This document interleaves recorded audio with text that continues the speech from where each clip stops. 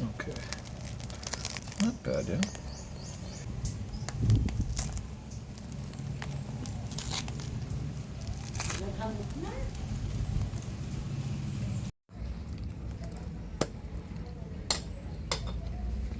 Let's see what we got here, eh? Okay, let's see, huh? This one here. Not bad.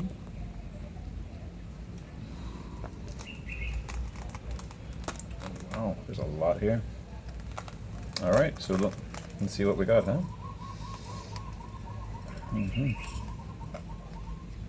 Okay.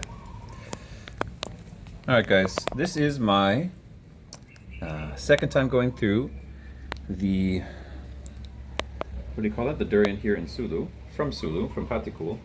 And as you can see, the color is not bright compared to the durian that we've had from Davao and some that we've had from Zamboanga. In Zamboanga, some of them are bright orange, some of them are kind of light. This one's got a very pale look to it.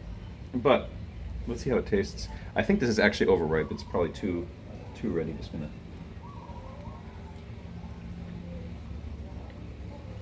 It's good though. Okay, so this is a really good one. The taste is quite mild, but in general, I like it.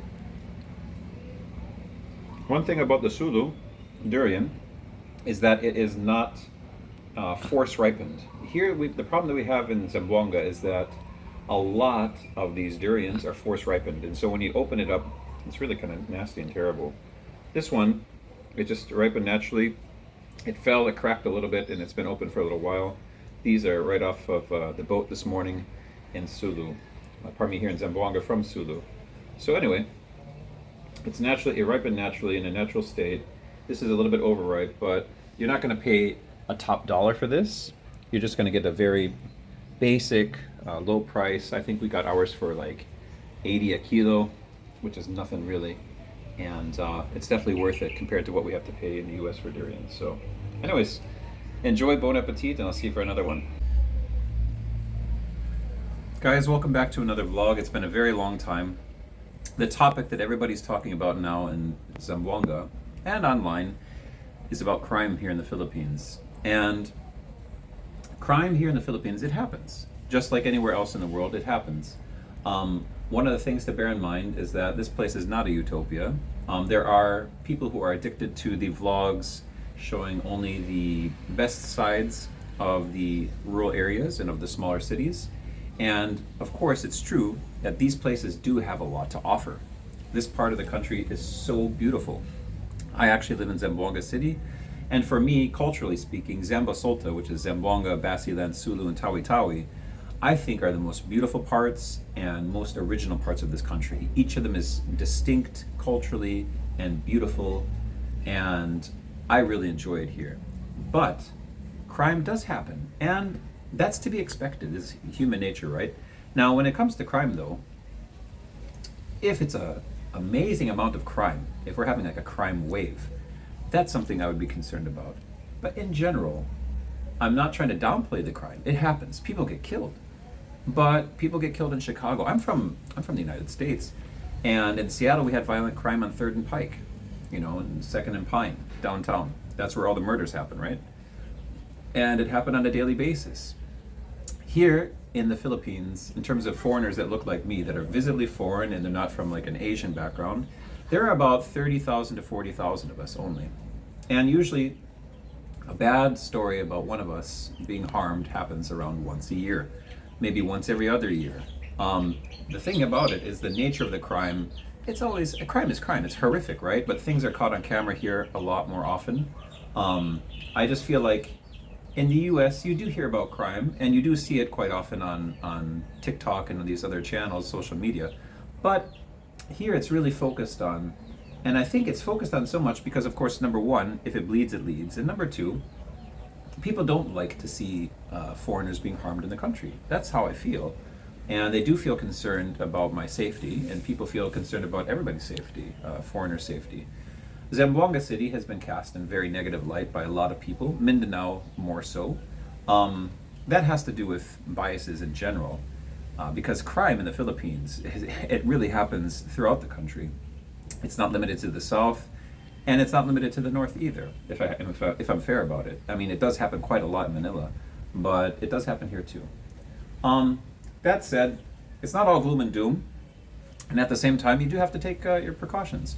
You don't put yourself in a place that's considered to be dangerous. There are parts of Zamboanga that the police say don't go to, right? Because it's kind of like a rough area. Okay, duh. Same thing is true in Seattle. Like, you don't go to Rainier Beach in the nighttime if you're just by yourself and you've got like a lot of valuable stuff with you. It's a bad idea, right? So I don't put myself in a bad situation here, and nor did I when I was back home. You just have to have basic logic, basic street smarts, and you'll be fine. For the most part, I think. Crime happens, it always will happen. That said, and that out of the way, I'm doing great. In terms of everything else going on here, guys, I'm still posting my English content, which you've probably been watching some of my YouTube shorts about. As you've been seeing here, I've been like devouring durian a lot. And in general, we're just basically making the most of the season. So, and that's just my mother-in-law right there. Hey, it's okay, it's okay. So, we're making the most of the season. It's durian season here. It's like fruit season in Zamboanga. We've got a ton of fruit here. And we've got marang, we've got durian, we've got rambutan. It's all here, and it's all good. So, on that side, I really, really enjoy it here. In terms of vlogging, it's hard to do it on a daily basis, guys. I'm not one of these daily vloggers. I don't like to glaze a place, and I don't like to slam places. I'm not really big into the whole clickbait thing, so I'm sure that my channel will probably stay low, but I don't really care about that. It's just more of like getting out there and talking and sharing and exploring.